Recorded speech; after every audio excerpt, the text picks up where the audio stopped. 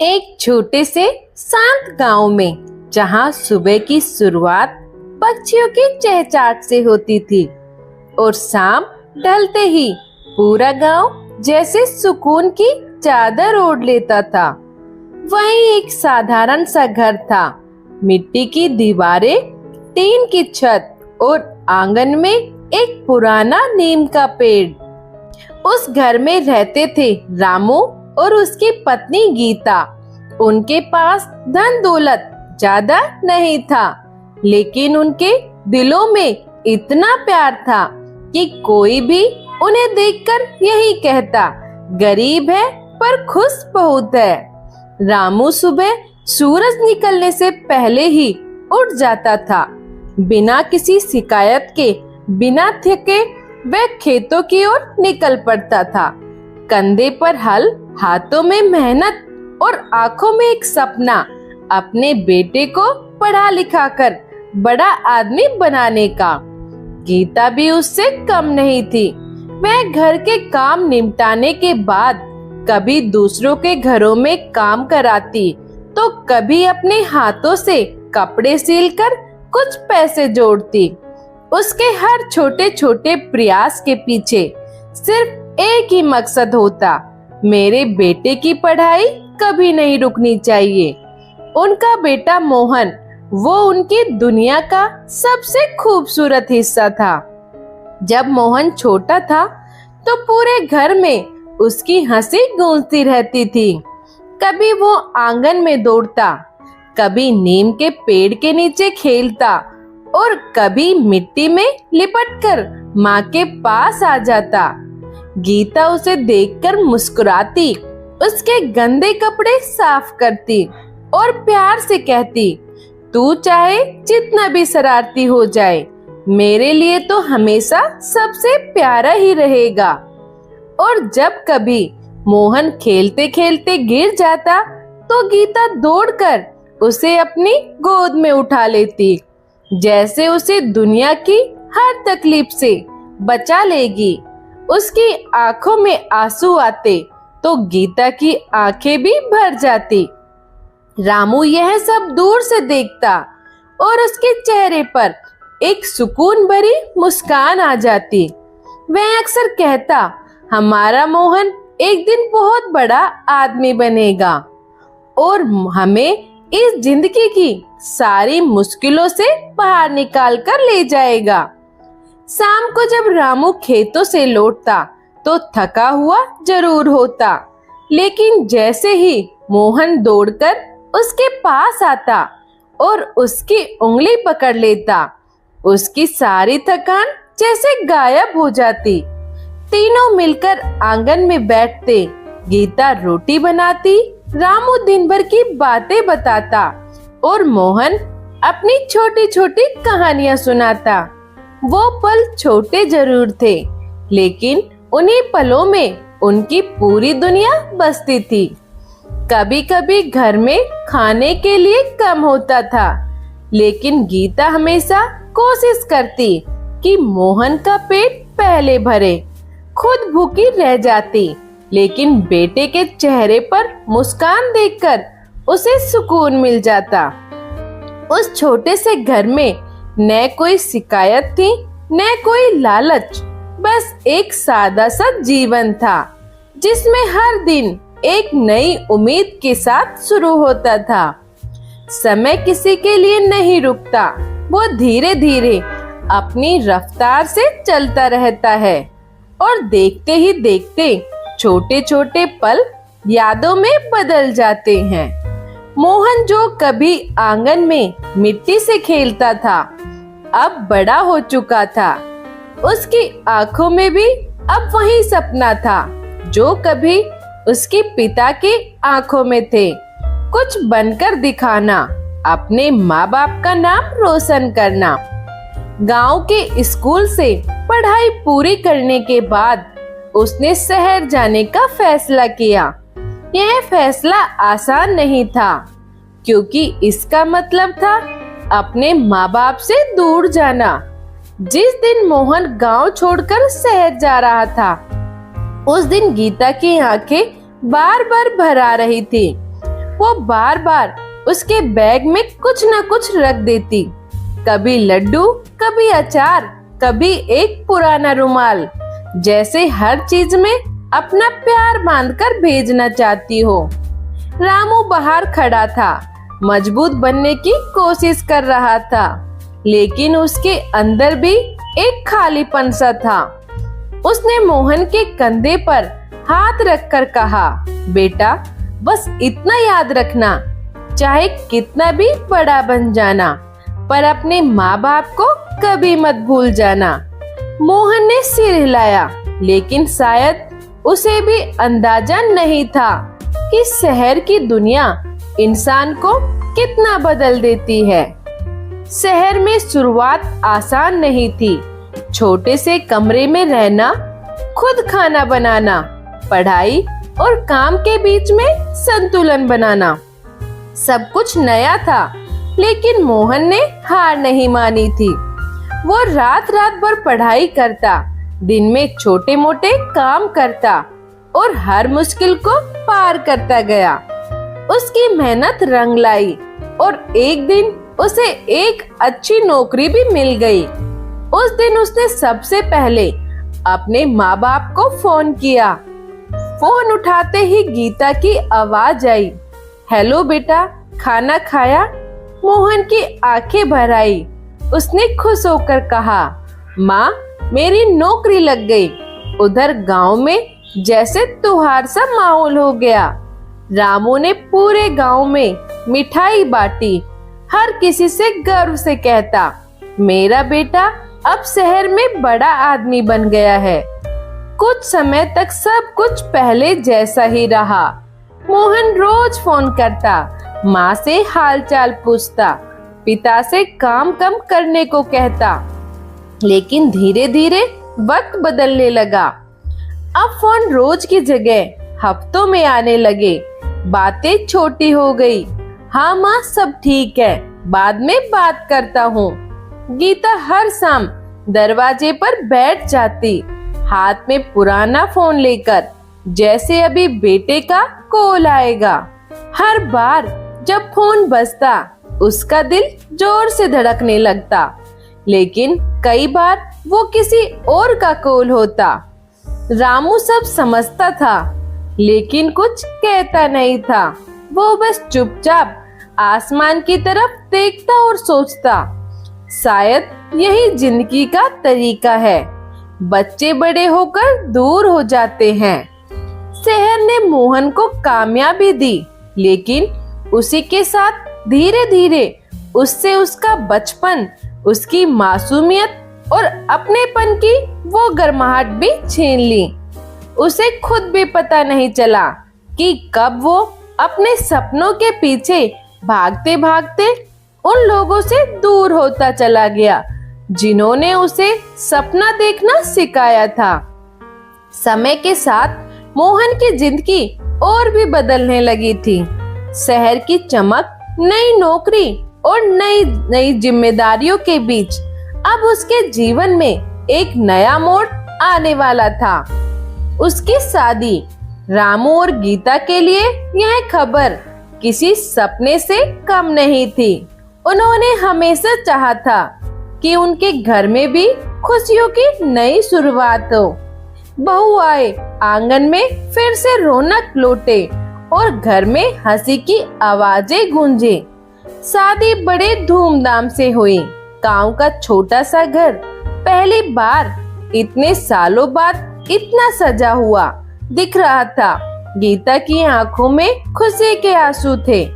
जब उसने अपनी बहू का स्वागत किया, उसने दिल से उसे बेटी मान लिया, जैसे वह उसकी अपनी ही संतान हो।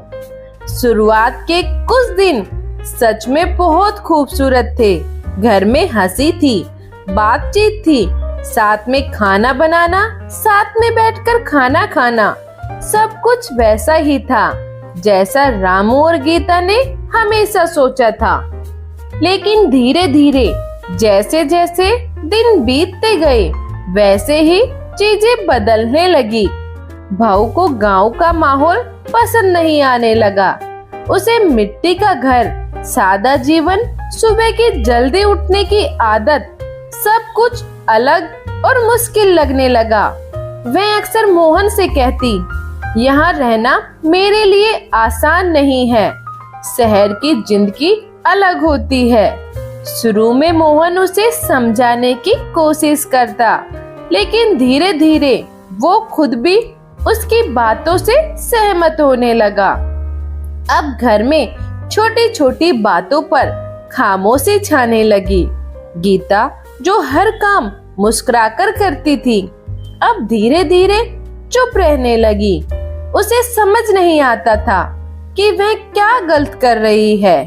वह बहू के लिए वही सब करती रही, उसके पसंद का खाना बनाना, उसकी जरूरतों को ध्यान रखना, लेकिन अब उन कोशिशों में वो अपनापन महसूस नहीं होता जो पहले था।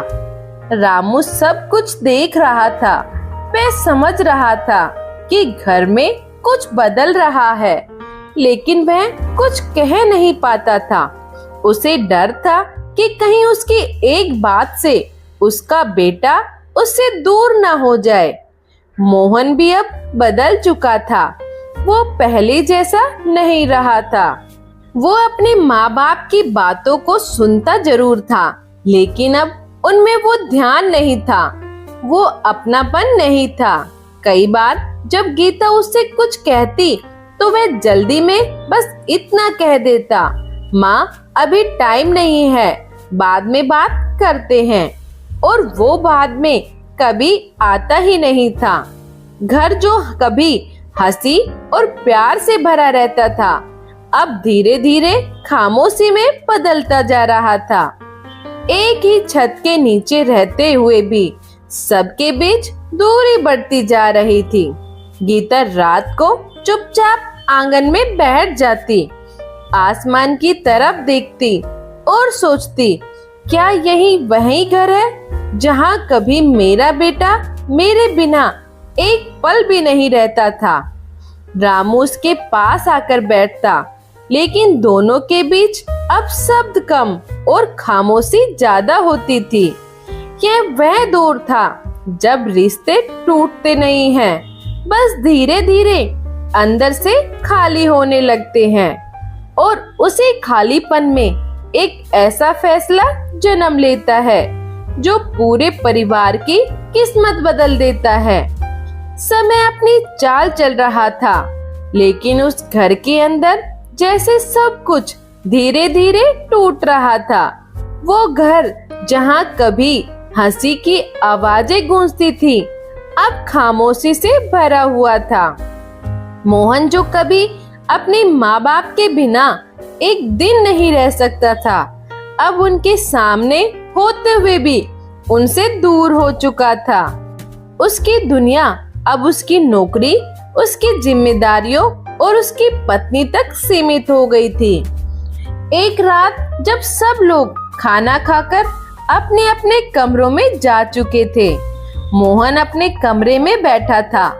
उसकी पत्नी ने धीरे से कहा, मोहन, कब तक ऐसा चलेगा? हमें अपनी जिंदगी भी तो देखनी है। यहाँ इस माहौल में मैं खुश नहीं रह पा रही हूँ। मोहन चुप था। वह जानता था कि उसकी पत्नी गलत नहीं है, लेकिन उसके दिल के एक कोने में उसके माँ बाप भी थे। पत्नी ने फिर कहा, शहर में अच्छा सा घर ले लेते हैं और मम्मी पापा के लिए कोई अच्छा सा ओल्ड एज होम देख लेते हैं, वहीं उनकी अच्छी देखभाल भी होगी। ये बात सुनकर मोहन के अंदर कुछ टूट सा गया। वो जानता था कि यह सिर्फ एक सुझाव नहीं था, बल्कि एक फैसला बनने जा रहा था। उस रात मोहन सो नहीं पाया। उसकी आंखों के सामने बार बार उसका बचपन घूम रहा था। माँ का उसे गोद में खिलाना, पिता का उसके लिए दिन रात मेहनत करना, और उसका मासूम सा वादा कि मैं आपको कभी अकेला नहीं छोड़ूंगा। लेकिन सुबह होते होते शहर की सोच, जिम्मेदारियों का बोझ और पत्नी की बातें सब मिलकर उसके दिल पर भारी पड़ गए। अगली सुबह घर में एक अजीब सी खामोशी थी। रामू आंगन में बैठा था। गीता रसोई में चुपचाप काम कर रही थी।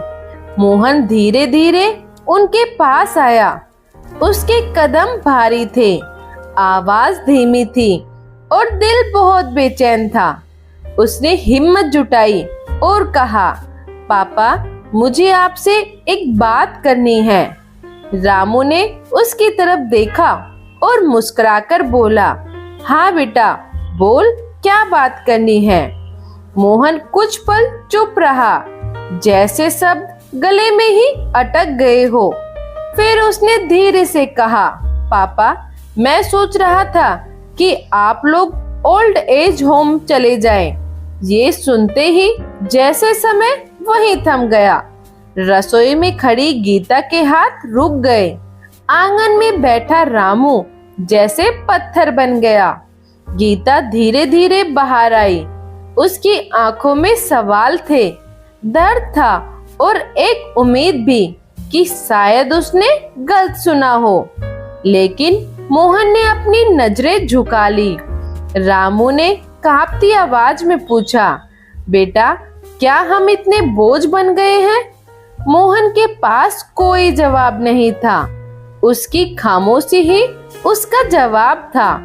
गीता ने अपने आंसू रोकते हुए बस इतना कहा, हमने तो सोचा था बुढ़ापे में तेरे साथ रहेंगे, तेरे बच्चों को खिलाएंगे। उसकी आवाज टूट गई, लेकिन उसने फिर भी खुद को संभाल लिया। कुछ पल की भारी खामोशी के बाद रामू ने गहरी सांस ली और कहा, अगर तुझे यही ठीक लगता है बेटा, तो हम चले जाते हैं। आखिर तेरी खुशी में ही हमारी खुशी है। उस पल में एक पिता ने अपना दिल तोड़कर अपने बेटे का फैसला मान लिया और एक माँ ने अपने आंसू पीकर अपने प्यार को चुप कर दिया। उस रात उस घर में कोई नहीं सोया। दीवारें भी जैसे गवाह थी उस दर्द की जिसे शब्दों में नहीं बताया जा सकता। मोहन अपने कमरे में बैठा रहा और बाहर आंगन में उसके माँ बाप दोनों चुपचाप बैठे रहे। तीनों के बीच बस एक ही चीज थी, एक फैसला जिसने एक परिवार को हमेशा के लिए बदल दिया। अगली सुबह गांव में सूरज तो रोज की तरह ही उगा था, लेकिन उस छोटे से घर के अंदर आज अजीब सा सन्नाटा था। वो सन्नाटा जो किसी तूफान के बाद आता है। रामू और गीता बहुत जल्दी उठ गए थे। शायद नींद आ ही नहीं थी। गीता चुपचाप रसोई में गई। आखिरी बार अपने घर में चूल्हा जलाया। हाथ कांप रहे थे, लेकिन उसने फिर भी रोटी बनाई जैसे हर रोज बनाती थी। उसने सोचा, पता नहीं अब मेरे हाथ की रोटी इसे कब नसीब होगी। रामू आंगन में खड़ा था। उसकी नजरें उस नीम के पेड़ पर टिक गई थी, जिसके नीचे मोहन ने बचपन में खेलते खेलते न जाने कितनी बार हंसी बिखेरी थी। वो पेड़ जैसे आज भी उसी हंसी को ढूंढ रहा था। धीरे धीरे उन्होंने अपना सामान बांधना शुरू किया। सामान क्या था? बस 2 छोटे बैग, लेकिन उन बैग्स में कपड़ों से ज्यादा यादें भरी हुई थी। हर कोने की, हर हंसी की, हर उस पल की जो अब सिर्फ याद बन चुका था। गीता घर के हर कोने में गई। उसने उस द्वार को छुआ जहां उसने मोहन की बचपन की ऊंचाई के निशान बनाए थे। उस आंगन को देखा जहां वो उसे दौड़ते हुए पकड़ती थी। उस दरवाजे को सहलाया जहां खड़ी होकर वो हर शाम उसका इंतजार करती थी। उसकी आंखों से आंसू बह रहे थे, लेकिन उसने आवाज नहीं की, क्योंकि माँ का दर्द अक्सर खामोशी में ही सबसे ज्यादा होता है। मोहन दरवाजे पर खड़ा था, लेकिन आज वो अपने ही घर में मेहमान जैसा लग रहा था। उसकी आंखें झुकी हुई थी, दिल भारी था, पर शायद अब भी वह अपने फैसले के बोझ को पूरी तरह समझ नहीं पा रहा था। रामू ने एक बार पूरे घर को देखा और धीरे से बोला, चलो गीता, देर हो रही है। ये चलो सिर्फ घर छोड़ने के लिए नहीं था, ये उस जिंदगी को पीछे छोड़ने के लिए था जिसे उन्होंने अपने हाथों से बनाया था। गीता ने आखिरी बार मोहन के पास आकर उसके सिर पर हाथ रखा।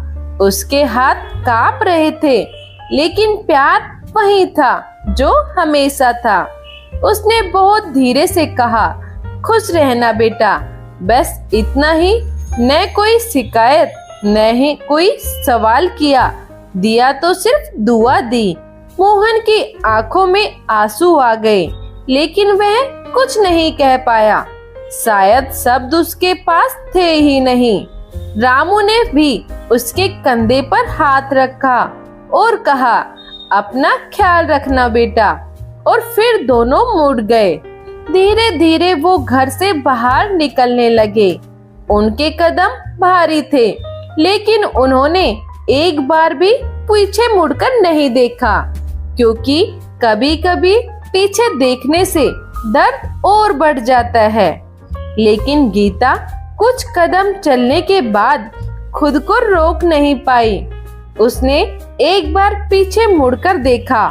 वही घर, वही दरवाजा, वही आंगन जहाँ उसकी पूरी जिंदगी बसी थी। उसकी आंखों से आंसू बहते रहे, लेकिन होठों पर फिर भी एक हल्की सी मुस्कान थी, क्योंकि वो माँ थी और माँ आखिरी पल तक भी अपने बच्चे के लिए दुआ ही करती है।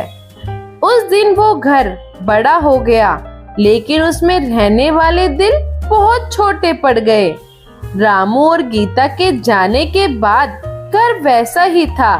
दीवारें वही थी, आंगन वही था, दरवाजा भी वही था, लेकिन फिर भी सब कुछ बदल चुका था। अब उस घर में आवाजें नहीं गूंजती थी, बस खामोशी हर कोने में फैल गई थी। मोहन और उसकी पत्नी उसी घर में रह रहे थे, लेकिन अब वो घर नहीं लग रहा था, जैसे उसमें से उसकी रूह ही निकाल गई हो। सुबह होते ही लेकिन अब कोई माँ की आवाज नहीं आती, बेटा उठ जा, देर हो जाएगी। रसोई में अब खाना बनता तो था, लेकिन उसमें वो खुशबू नहीं होती जो गीता के हाथों में थी। वो स्वाद नहीं, वो अपनापन नहीं। मोहन कई बार बिना वजह ही आंगन में चला जाता और उस नीम के पेड़ के नीचे खड़ा हो जाता, जहाँ वो बचपन में खेला करता था। वो आंखें बंद करता और उसे लगता जैसे माँ उसे पुकार रही है, मोहन इधर आ। लेकिन जब आंखें खोलता तो वहाँ सिर्फ खामोशी होती। धीरे धीरे उसे हर चीज में अपने माँ बाप की कमी महसूस होने लगी। वो कुर्सी जहाँ रामू बैठकर चाय पीता था, वो कोना जहाँ गीता बैठकर सब्जी काटती थी, हर चीज जैसे उससे कुछ कह रही थी, कुछ ऐसा जिसे वो अब समझने लगा था। एक दिन जब वो अपने कमरे की सफाई कर रहा था, उसे अलमारी के कोने में एक पुराना डिब्बा मिला। उसने उसे खोला। अंदर कुछ पुरानी तस्वीरें थी और एक मुट्ठी हुई चिट्ठी। वो चिट्ठी गीता की लिखी हुई थी। मोहन के हाथ कांपने लगे। उसने धीरे धीरे चिट्ठी खोली। उसमें लिखा था, बेटा जब तू छोटा था ना, तो तेरी एक मुस्कान के लिए हम अपनी सारी थकान भूल जाते थे। तू हंसता था तो लगता था दुनिया जीत ली हमने। आज भी वही करते अगर तू पास होता। हर शब्द जैसे उसके दिल में उतरता जा रहा था। उसकी आंखों से आंसू बहने लगे। उसे वो हर पल याद आने लगा। माँ का उसे अपने हाथ से खाना खिलाना, पिता का उसके लिए धूप में काम करना, और फिर उसे अपना वो एक फैसला याद आया, वही फैसला जिसने सब कुछ बदल दिया था। उसका दिल भारी हो गया, सांसें तेज हो गई और आंखों में सिर्फ एक ही सवाल था, मैंने ये क्या कर दिया। उस दिन पहली बार मोहन को अपनी गलती का एहसास हुआ, वो पछतावा जो अंदर ही अंदर इंसान को तोड़ देता है। अब वो समझ चुका था, माँ बाप कभी बोझ नहीं होते। उस रात मोहन बिल्कुल सो नहीं पाया। माँ की चिट्ठी उसके हाथ में थी और हर शब्द जैसे उसके दिल को अंदर तक चीर रहा था। वो बार बार उसी एक लाइन को पढ़ रहा था, आज भी वही करते अगर तू पास होता। उसकी आंखों से आंसू रुक ही नहीं रहे थे। उसे अब हर वो पल याद आ रहा था जब उसके माँ बाप ने उसके लिए अपनी खुशियाँ छोड़ दी थी और उसने बस एक फैसले में सब कुछ खत्म कर दिया। सुबह होते ही बिना कुछ सोचे मोहन घर से निकल पड़ा। उसके कदम तेज थे, दिल धड़क रहा था और मन में बस एक ही बात थी, मुझे अपने माँ बाप को वापस लाना है। वो सीधे ओल्ड एज होम पहुंचा। दरवाजे के बाहर खड़े होकर उसके हाथ कांप रहे थे, जैसे उसे अंदर जाने से डर लग रहा हो। लेकिन उसने हिम्मत की और अंदर चला गया। वहाँ का माहौल बहुत शांत था। कुछ बुजुर्ग लोग चुपचाप बैठे थे, कुछ खिड़की से बाहर देख रहे थे और कुछ शायद किसी का इंतजार कर रहे थे। मोहन की नजरें हर तरफ अपने माँ बाप को ढूंढ रही थी। उसका दिल और तेज धड़कने लगा। तभी सामने से रामू आते दिखाई दिए। मोहन उन्हें देखते ही उनके पास दौड़ा और उनके पैरों में गिर गया। पापा, मुझे माफ कर दो, मैं आपको लेने आया हूँ, चलिए घर चलते हैं। रामू ने उसे उठाया। उनकी आंखों में आंसू थे, लेकिन चेहरे पर अजीब सी शांति थी। उन्होंने धीरे से कहा, बेटा, अब बहुत देर हो चुकी है। मोहन घबरा गया, माँ कहाँ है? पापा बोले, माँ को बुलाइए ना, हम सब साथ घर चलेंगे। रामू की आंखों से आंसू बह निकले। उन्होंने कांपती आवाज में कहा, तेरी माँ अब इस दुनिया में नहीं रही। यह सुनते ही मोहन जैसे वहीं जम गया। उसकी सांस रुक गई। दुनिया जैसे एक पल के लिए थम गई। नहीं, ऐसा नहीं हो सकता, मैं माँ से मिलना चाहता हूँ, प्लीज पापा। रामू ने उसका हाथ पकड़ा और धीरे से कहा, वो आखिरी वक्त तक तेरा नाम ले रही थी, हर दरवाजे की आहट पर कहती थी, मेरा मोहन आया होगा, लेकिन तू नहीं आया बेटा। यह सुनकर मोहन जोर जोर से रोने लगा। उसका दिल जैसे टुकड़ों में बिखर गया था।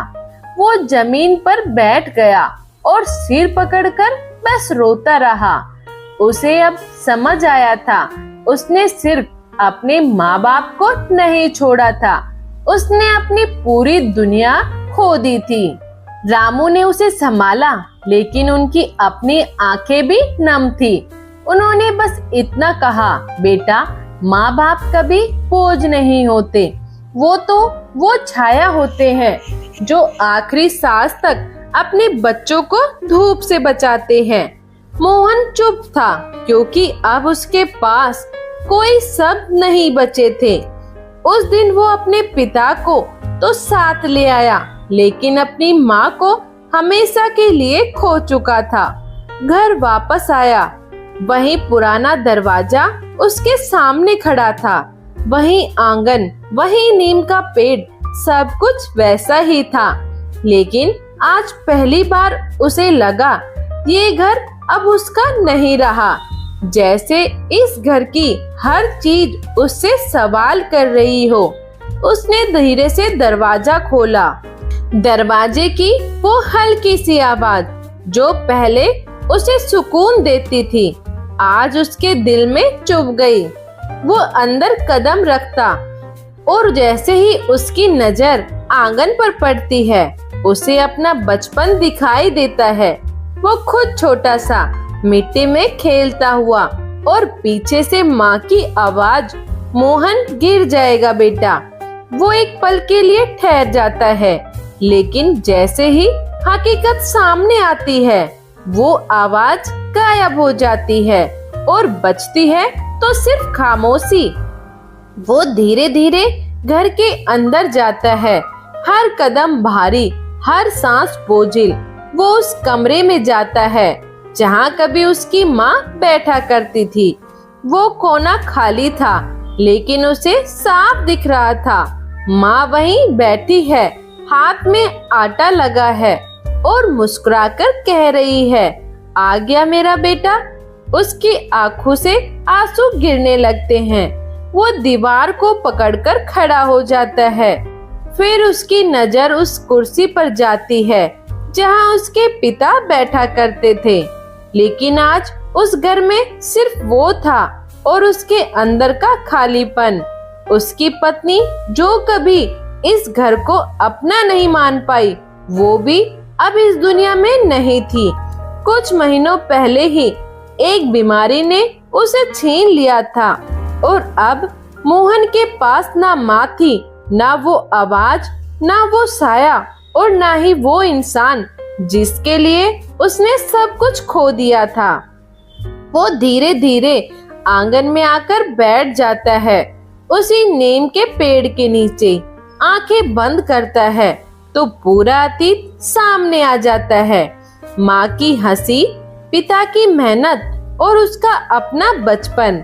लेकिन जब आंखें खोलता है तो सिर्फ खालीपन होता है।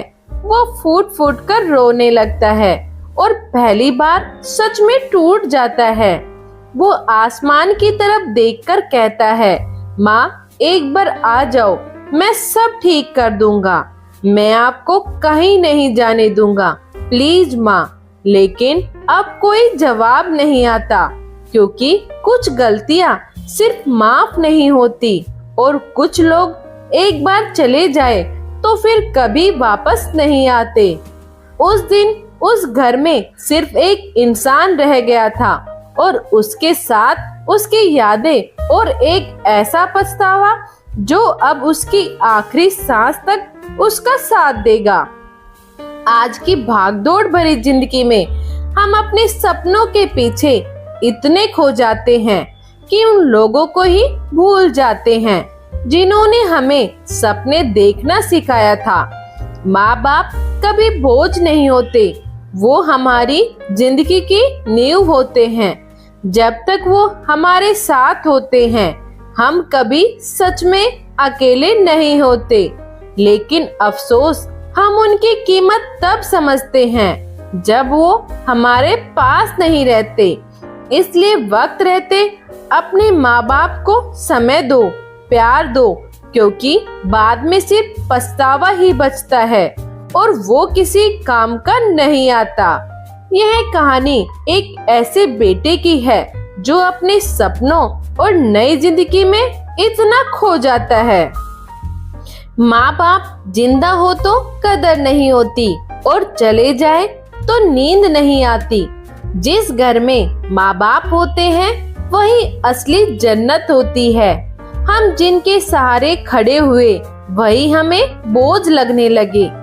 वक्त रहते संभाल लो, वरना एक दिन सिर्फ फोटो ही रह जाती है। बुढ़ापे में माँ बाप को छोड़ा नहीं जाता, बल्कि संभाला जाता है। जिसने चलना सिखाया उसे ही हम अकेले छोड़ देते हैं। माँ बाप की जगह कोई नहीं ले सकता, लेकिन हम अक्सर ये बात देर से समझते हैं। अगर इस कहानी ने आपके दिल को छुआ तो एक पल रुककर अपने माँ बाप को जरूर याद कीजिए, और अगर वो आपके पास है तो उन्हें गले लगाकर धन्यवाद जरूर कहिए, क्योंकि सनातन धर्म हमें यही सिखाता है माता पिता ही हमारे पहले भगवान होते हैं। ऐसी ही दिल को छू लेने वाली कहानियों और सनातन धर्म से जुड़ी सच्ची सीख के लिए हमारे चैनल सनातन दिव्य ज्योति को सब्सक्राइब करना ना भूलें। एक लाइक, एक शेयर मुझे मोटिवेट करती है, तो अपना प्यार मुझे इसी तरह बनाए रखें। कमेंट में राधे राधे जरूर लिखें। जय श्री श्याम, जय श्री कृष्णा। धन्यवाद।